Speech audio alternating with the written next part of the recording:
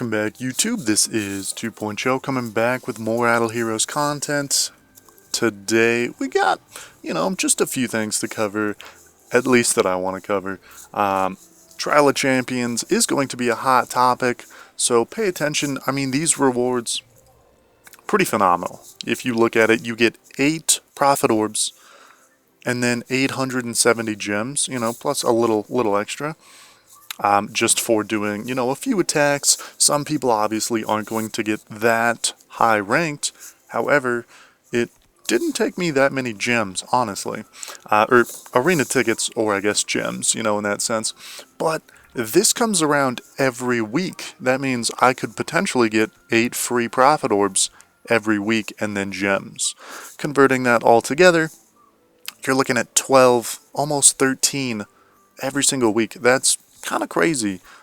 So, the questions that I guess is it even worth it to push PvE anymore? Because again, back in the day it was, you don't really get much rewards from PvP, so you should focus on PvE until you're ready for a good PvP lineup.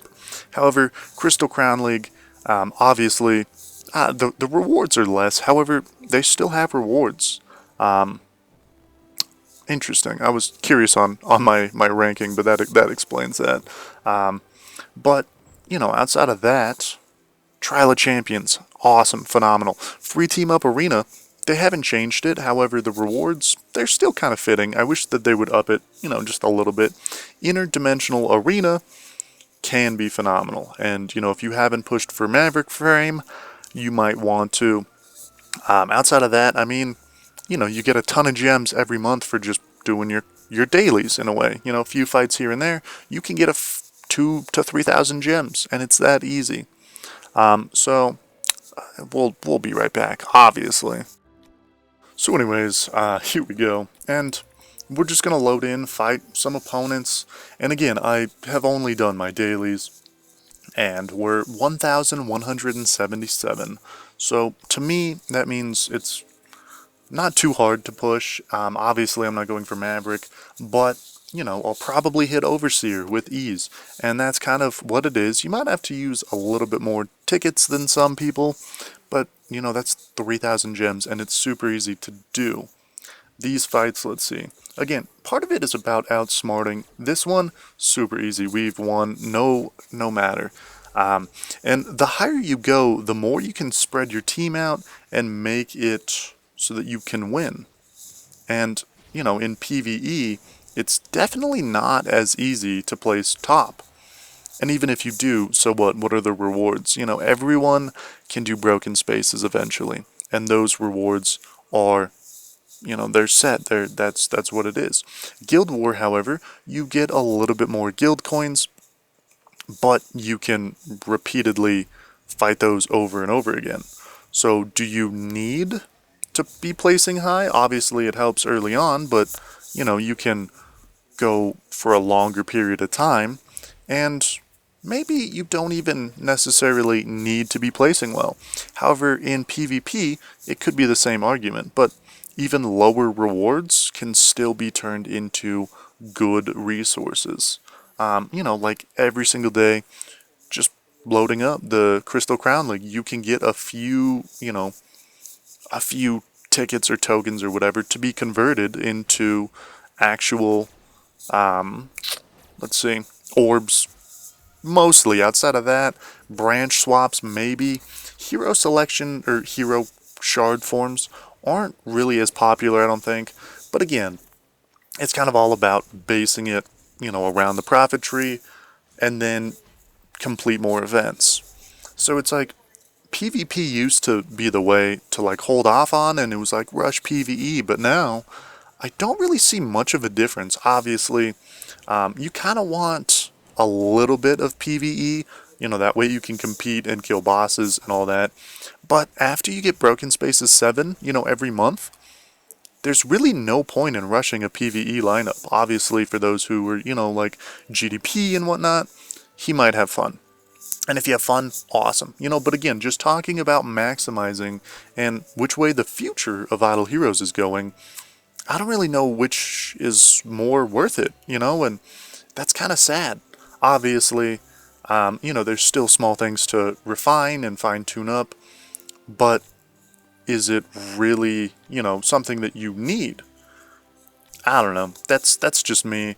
But one thing that I do kind of like is that there is a variety and that you can kind of go back and forth, but you don't need to. If you want to leave your gear the same way, you totally can, and it won't affect things. Your scores will be lower, and that's how it is.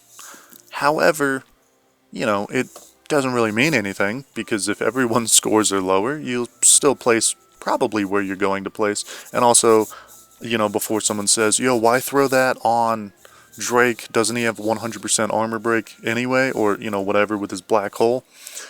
Yeah, technically he does, but that's the best artifact that I have for this lineup, which is very sad. But, whatever. So, I don't know. What side do you guys enjoy more, and what side do you think is going to be more useful? Obviously, with the Void coming out, we don't know everything. And heck, I've tried to watch very little spoilers about it, information here and there, cool, but I don't really watch many videos pondering about the Void, because I don't want my perception to be ruined. So, for the most part, I don't really know anything about the Void. But I do know that it's going to be PvE, there's going to be new bosses, there's going to be new rewards, and maybe that's what's going to fix it. But what kind of rewards would counterbalance an extra 13 profit orbs every single week? And that's just in one section, You still have Crystal Crown League that ends, you still have Free Team Up Arena, and if you place top 20, you're getting extra orbs in that as well. So, to a certain extent, it seems like pushing PvP is still very viable, although you might lack in guild raid bosses if you're early game, and, here at this level, it doesn't really matter, because even if my team sucks, like, again, Heartwatcher died, sure, Molasses a little bit tough if you don't have E3s, for Purify. Molasses is tough, but we're still going to hit the ×3 today, for sure, no questions about it. This might be the second day, actually. But still, we've for sure hit it, and let's see, what is this? Again, not amazing. Heartwatcher did die. I think the highest that I've gotten on here is 11, maybe 12. But again, it's like, you have a few people hitting 5, 6 billion. It's not even that bad. It's like you're practically there. So again, I know that they recently revamped this, and the numbers are awesome, and I definitely enjoy trying to go for new PRs. But again, it's like, if you get Molasses 4 times in a row, then it's not that exciting. Or if you get Kamath, sure, it's like, yo, my Garuda went off, but it's like, how exciting is it to get the same boss over and over again? Broken Spaces is different, and I'll give them that. I love Broken Spaces, but at the same time, some months it's like, okay, I haven't made any changes to my team. This is the third time we're going to run it. So, like, what am I looking forward to, And for the most part, I don't have an amazing PvE team. We could swap out Aspen for something for the first half. But, basically, this is kind of it. Sometimes I'll run Deathsworn, but, if Deathsworn's not going to die, then Horse is the best case. And, sometimes Horse is just, or not Horse, Sigmund, my bad, I apologize. Sometimes he's just better in general for some fights. But it is what it is. What am I rocking? What pet am I rocking? I really hope it's the right one, but I don't know. What do you guys think? And do you think that the Void is actually going to make up for, going for PvE now? And how do you think that they could make it worth it? Again, it's not here, but I do know that they're testing it, and final changes are about to be wrapped up. So, should be hitting us soon. So if you guys are excited, make sure to subscribe and, join the community. That way, you will be updated every single time that happens. Is Heartwatcher going to die right here? She should... Yeah, she didn't even crit. She didn't heal. Odds are she's going to die. Yeah, fair enough. Fair enough. But anyways, that's kind of about it. For the most part, this run is a lot better. Not amazing. But, you know, I'll take it. I'll take it for sure. Still, what do you guys think? I know I've kind of rambled on for a bit. I just want to watch most of this fight. And I don't know, I really hope that DH implements new things on a more regular basis and kind of updates things and makes it more rewarding instead of just, well, I'm top 20 in Crystal Crown League. That's that, you know, and it's like, obviously some people love that. But for an average player, it does get kind of old going through the routine of just collecting, saving, spending it on a big event. Collecting, saving, spending it on a big event. So that's my 2 cents. But anyways, guys, I hope you all have a blessed day. My name is 2 Show. And remember, guys, to go out and do something nice for someone else because, you know, that's what it's all about. Let's see what our final damage is. Okay, almost 10. Not too bad. Again, Garuda did swell. Aspen did about average. Sigmund did a little bit better. But again, that's because Heartwatcher lived. So, with that, that concludes the video.